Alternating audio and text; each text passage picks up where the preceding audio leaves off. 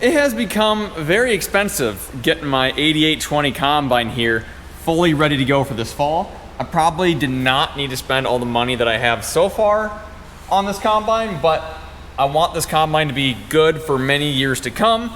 I don't want to have to spend 3 weeks every fall fixing it before I go harvest. So, previous video, we did a bunch of work.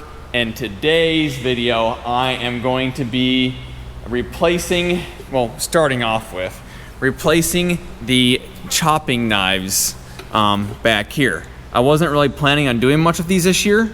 They are pretty dull, but I was like, yeah, they'll work for the year. The problem is that the crops are so huge, and I don't even necessarily mean yield, while we are expecting some pretty good yields this year. Like the soybeans especially are just physically large. I mean, I'm 6 foot and a half, 6'1" and they hit the bottom of my rib cage walking through them, and they've become so heavy and so massive, they're all actually falling down in the field, are super, like, you can't walk through them at all. So there's gonna be a ton of material per acre going through this combine, and when you have that much material, you need some good straw knives to cut that stuff up. Otherwise, it's gonna be a mess. So I went ahead and I ordered a full new set of knives.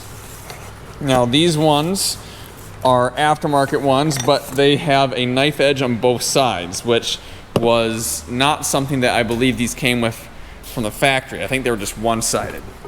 So the idea is that once one side wears out, I can just flip them around to the other side, get them a little more use out of them. And they are very sharp.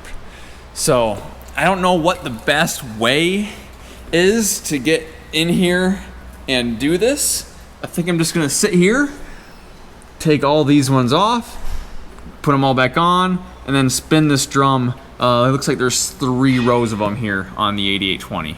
There's also these stationary knives in the back here that these chopping blades kind of go in between. I don't know how well you can see that. These are actually still pretty sharp. I'm not worried about these. Maybe next year that'll be a thing to replace. They look fairly easy. It looks like you just take some bolts off here in the front and they pop out. But let's get started on these. Oh, now people are calling me. It's hard to make videos when people are calling you. I bet this is a scam call. Hello? Yeah. Hello, Harold. How are you? I'm not Harold. About once every other day, I get a phone call. Hello, Harold. How are you? Or is this Harold? The problem is that it has the same area code that a lot of my GPS customers have, which is kind of north central or south central Minnesota, more north than me. And I have to answer it in case it's a customer. Okay, let's see how easy these come off.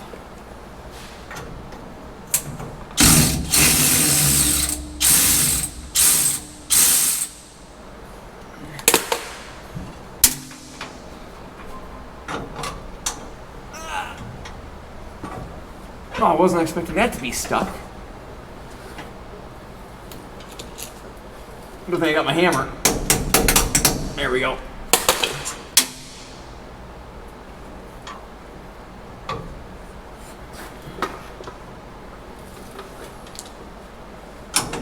Okay, the bolt's out. Is it just a bushing holding it in now? What in the heck? Obviously, you can tell I've probably never done this before. Yeah, that bushing is locked in there. Oh, there we go. Ouch!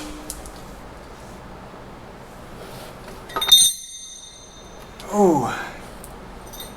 Yeah. That is very dull.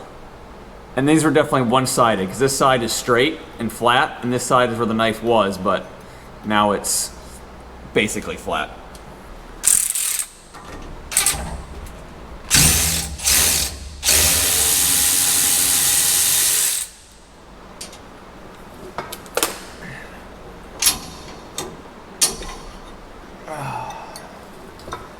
This ain't too bad.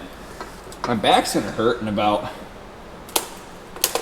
10 minutes, but other than that,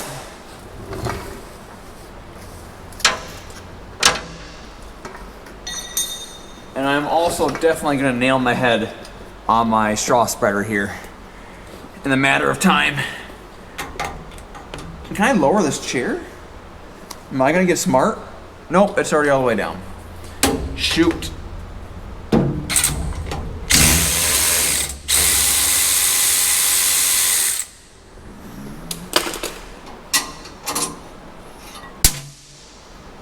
This is honestly significantly less worse than I thought it was gonna be. This ain't bad at all. Other than the neck pain that will follow.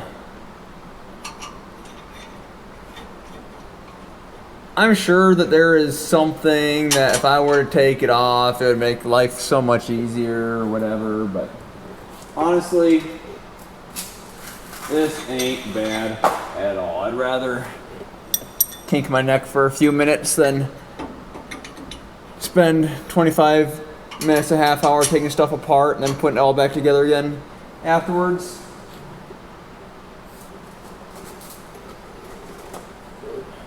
You know, I realized I probably should have bought an extra set of these. I only bought enough to do it. I didn't buy any extras in case I break one. I will have to do that. I have found if I slouch in my chair, I actually fit underneath here pretty well.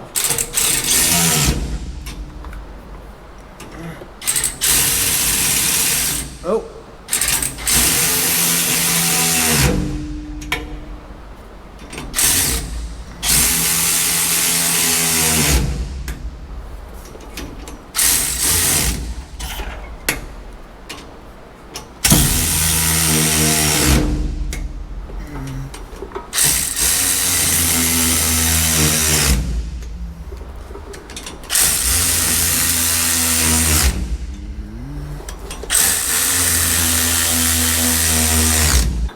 Okay, I'm assuming I can turn this by hand now, theoretically, if I pull on it. There we go. Now do this set. A couple days have gone by since that last clip you have seen, but we do have brand new chopping knives installed on the 8820. I'm pretty excited about these. I think they'll do a good job. Now, in the last video I made of the 8820, I had a list of stuff that needed to be done on my window in the cab here. Now, getting in and out and doing other stuff, it's kind of disappeared just from accidentally rubbing on it or whatever. But there was a couple more things here at the top. We got the return elevator patch and feeder house floor. Now, let's just go take a look at them. So the feeder house has definitely been patched before. In fact, they actually welded it right to the lip here, which I'm not a super fan of, because now if I want to take it off and replace it, I gotta physically cut it out rather than just unbolt it. But it's definitely been some patchwork in here, but it is solid, so it's good patchwork. But if we go underneath, it's all pretty solid except for right here. Let me get my flashlight out of my pocket here. You can see that crack, and it's pretty thin in this area. So I'm gonna get a piece of metal and make it big enough to weld in right there. And then also, so that's the feeder house floor.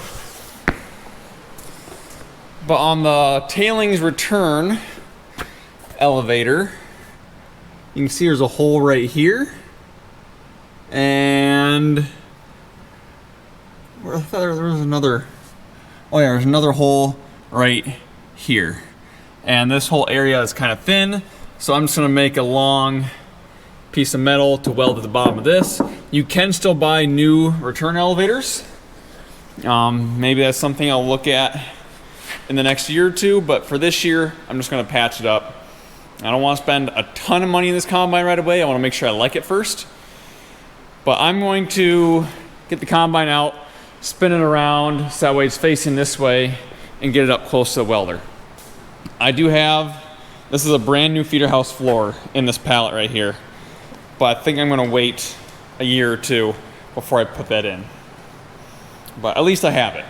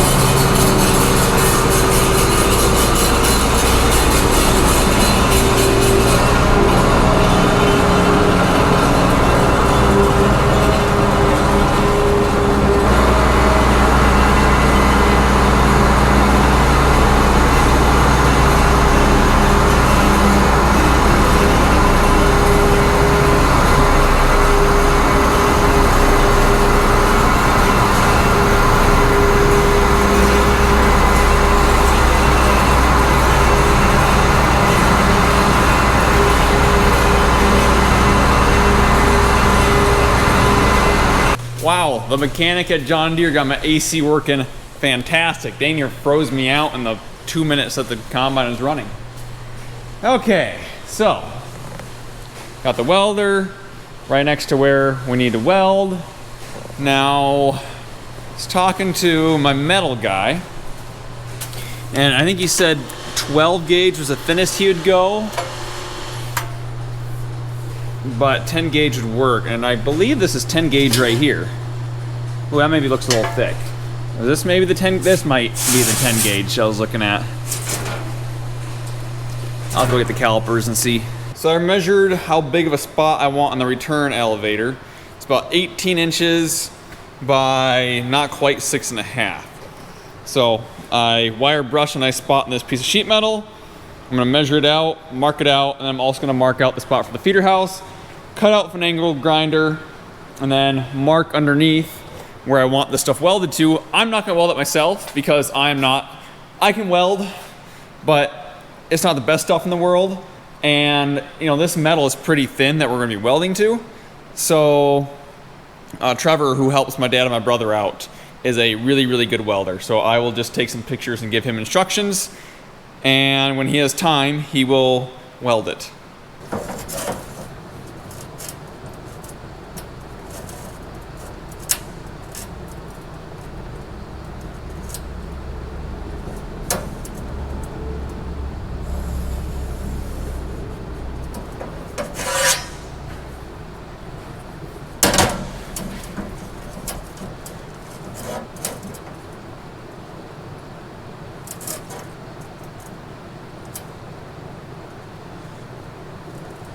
Man, where are these squares when I was in art class? Would have been kind of nice.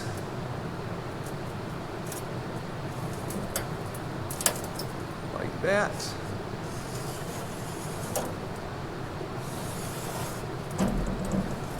Okay. Safety first, children.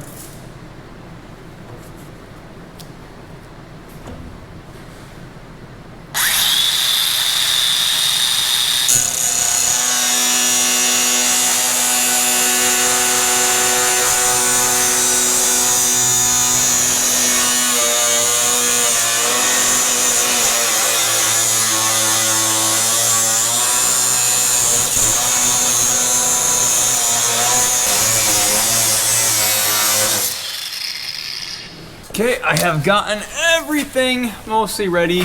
I got my pieces cut out.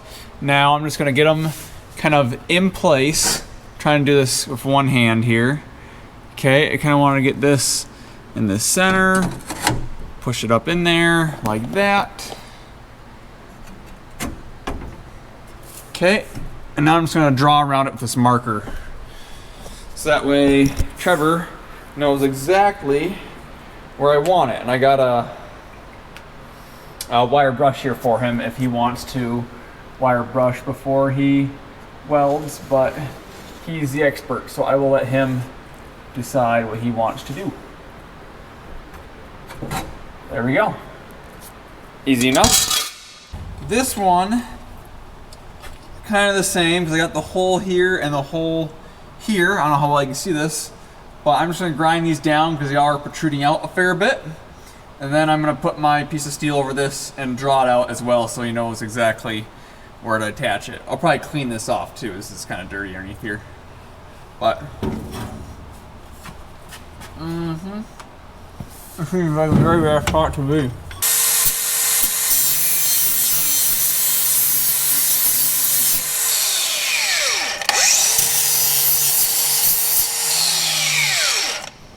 Okay.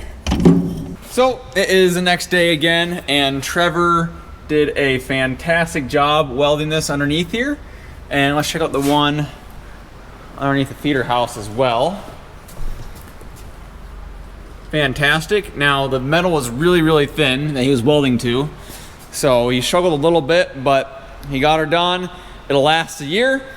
And before we started, I said, you know, I don't think a fire will start, but just in case, you know, the pressure washer's nearby. And then I left for about a half hour and I came back and he was pressure washing it off. So there was a little fire somewhere, but he got it out right away. So I'm gonna take the wire brush to this because, you know, he pressure washed it off. So it got a little rusty. Take the wire brush to it, put a little fresh coat of green paint over it, and then maybe take it outside and start it up, run it a little bit. Make sure everything's working.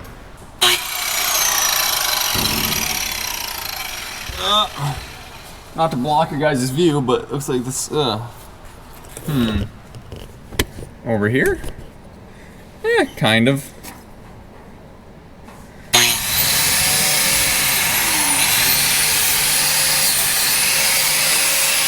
Okay, how does that look? That looks pretty good. Throw a quick layer of paint over that.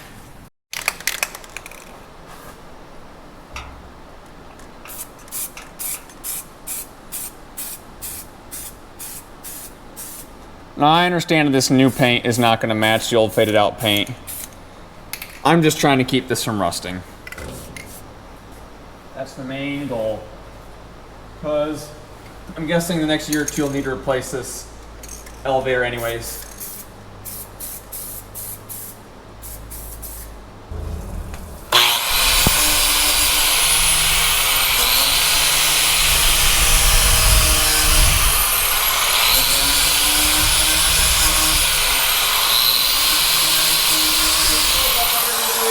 What?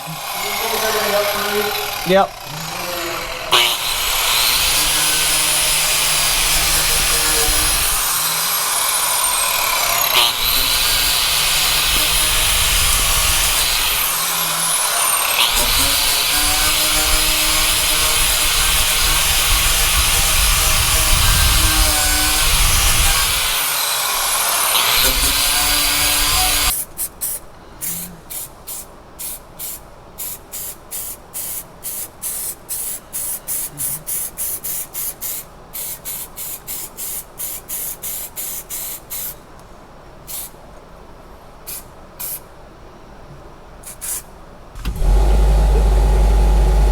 Been told to let it sit for a little bit and let the electric lifter pump do its thing before I try and start her up.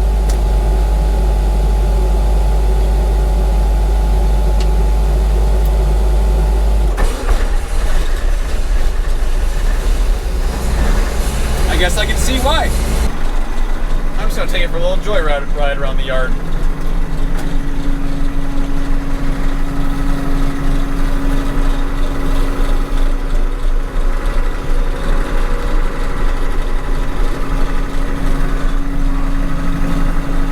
Steering is way better now that I actually put that new ball joint on the tie rod in the back.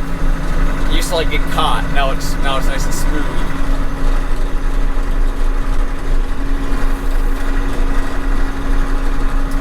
Not the sharpest turning radius in the world, but that's okay.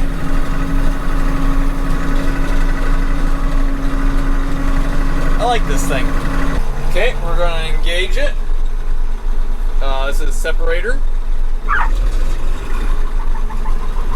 And now this will be header. And now everything is gonna get mad at me because I don't have my RPMs very high. But that's okay, because I'm gonna get out. Back in the days when you can get out of combines when they're running and it wouldn't beep at you constantly, shut off automatically, and then leave you and your family.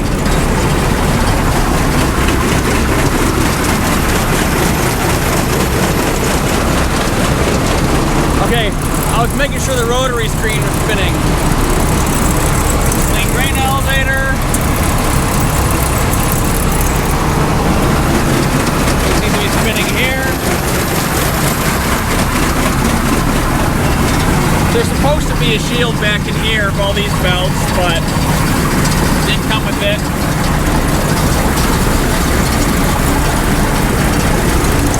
The elevator's moving. Everything's shaking back here. The chopping knives are spinning.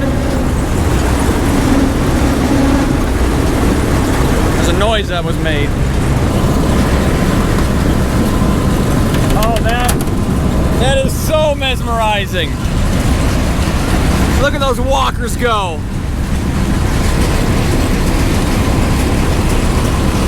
That is so cool. You can see little augers underneath there. I actually did end up buying a spare walker because I've heard of these like cracking and breaking. Turns out you can buy brand new ones aftermarket. So that's what I did.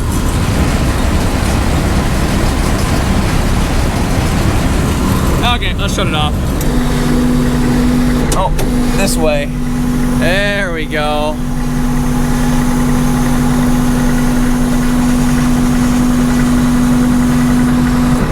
Engage this. I can hear it running. That's good. I think mechanically, we are set to go. Next video will probably be GPS, yield monitor, my corn and soybean head, going through those. There's a few videos yet before harvest on this thing. Let's turn all the lights on. I can disengage this now, I don't need that on. Let's get a thumbnail.